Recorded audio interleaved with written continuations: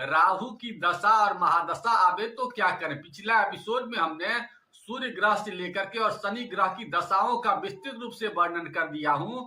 अब मैं यह सोचा कि क्यों ना आज आप लोगों को राहु की भी दशा और महादशा की जानकारी दे दूं। तो अतः आज हम लोग सबसे पहले जो बात करेंगे कि राहु की जब शुभ दशा आती है तो क्या संकेत देते हैं, और अशुभ राहु की दशा में क्या क्या हो सकते हैं, और साथ ही साथ राहु को मजबूत कैसे किया जाए। इस प्रकार के तमाम बातों की जानकारी आज के एपिसोड में देने वाले हैं। अतः धैर्य पूर्वक और ध्यान पूर्वक आज के एपिसोड को सुने, और सुनने के बाद अपने जिंदगी से राहु जनित जितनी भी समस्याएं हैं उन सब समस्याओं का समापन कर लें। तो अब यह बात करते हैं कि शुभ राहु ग्रह की जब दशा आती है तो क्या क्या संकेत देते हैं, और राहु के अधिकार क्षेत्र में क्या क्या चीजें होती है। तो राहु का काम जो होता है वो एकाएक होता है, सडनली का काम जो भी होता है वो सब राहु के अधिकार क्षेत्र में होता है। और राहु का अपना कोई नेचर या कैरेक्टर नहीं होता है, या तो वो शनि के जैसा व्यवहार करता है और नहीं तो जन्म कुंडली के जिस भाव में जिस घर में बैठा होता है उसी के नेचर को एडॉप्ट करता है। अब ये हम बात करते हैं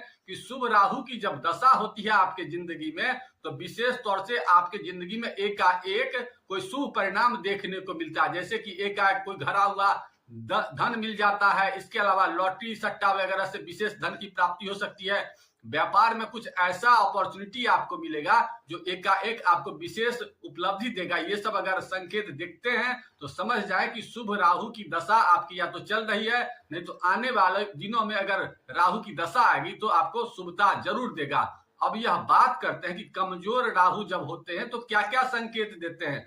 तो कमजोर राहु की दशा में सबसे पहला आपका जो संकेत होता है वो आपके अंदर में आलसता को ज्यादा क्रिएट करता है, आपके अंदर में झूठ बोलने की प्रवृत्ति ज्यादा हो जाती है। इसके अलावा आप गाली गलौज भी करने लगते हैं और मोबाइल से हमेशा चिपके रहते हैं, एक मिनट भी आप मोबाइल को नहीं छोड़ते हैं। इसके अलावा आपके अंदर में गठिया रोग की संभावना हो सकती है, आपका मन जो है ना एकाग्र नहीं हो पाता, आपको कभी कभी आत्महत्या करने का भी मन करता है। ये सब चीज विशेष रूप से देखने को मिलता है। इसके अलावा कुछ चीजें और होती है जो आपको विशेषतः धोखा राहु की दशा में ज्यादा मिलता है। ये सब चीज आप कल्पना में ज्यादा खोए रहते हैं, भय ज्यादा लगता है, वहम बहुत ज्यादा होता है, डरने की प्रवृत्ति हो जाती है। इस प्रकार की संभावनाएं अगर देखने को मिले तो समझ जाएं कि कमजोर राहु की दशा आने वाली है।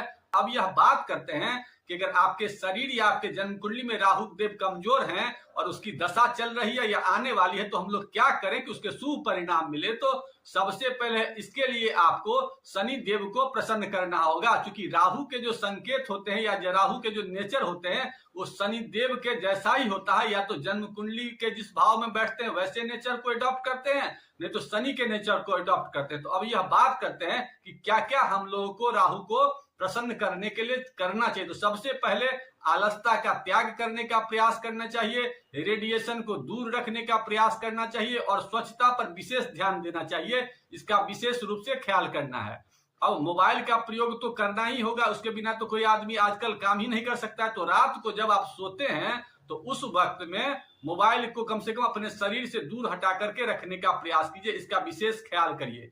इसके अलावा अपने शरीर में स्वच्छता के लिए स्नान वगैरह नित्य किया कीजिए और चंदन के सुगंध का या तो तिलक किया कीजिए, नहीं तो शरीर में कहीं भी चंदन लगाने से विशेष प्रकार के आपको राहु की दशा में शुभ परिणाम मिलते हैं। इसके अलावा सफाई कर्मी वगैरह कोई व्यक्ति हो तो उसकी विशेष रूप से देखभाल कीजिए और कभी कभी उसे गिफ्ट दिया कीजिए। इसके अलावा अगर जो भी आपके जन्म कुंडली में कमजोर ग्रह हो उसके अन्न का भी दान कीजिए, अपने शरीर से उतार लीजिए 7 बार और उस अन्न को पशु पक्षी को खिलाएंगे तो आप देखेंगे कि राहु जनित जो समस्या है उसमें कमी आ रही है। इसके अलावा आप चींटी को भी कभी कभी आटा देंगे तो इससे भी राहुदेव विशेष रूप से प्रसन्न होते हैं।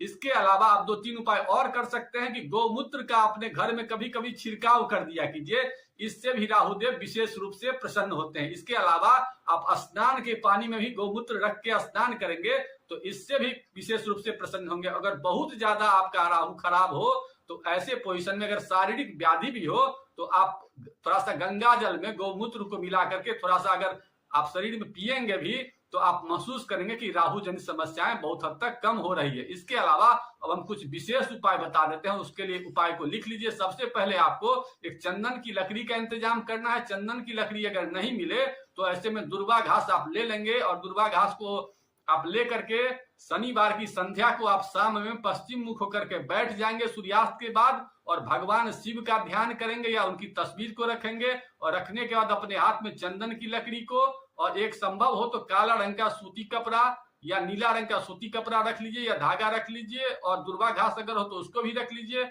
और उसके बाद शिव के मंत्र ओम नमः शिवाय या राहु के मंत्र ओम राम राहवे नमः स्वाहा का मंत्र 108 बार पढ़िए और वहां पर फिर उस लकड़ी को बढ़िया से आरती वगैरह कर करके और उसको फिर काला रंग के धागा में या नीला रंग के धागा में बांध लीजिए और कोई अगर आपके नौकर चाकर हो तो उस प्रकार के रिलेशन को बुला करके और संध्या में उस दिन बांध लीजिए। ऐसा अगर आप करेंगे तो राहु जनित बहुत सी समस्याओं का इससे समापन हो जाएगा।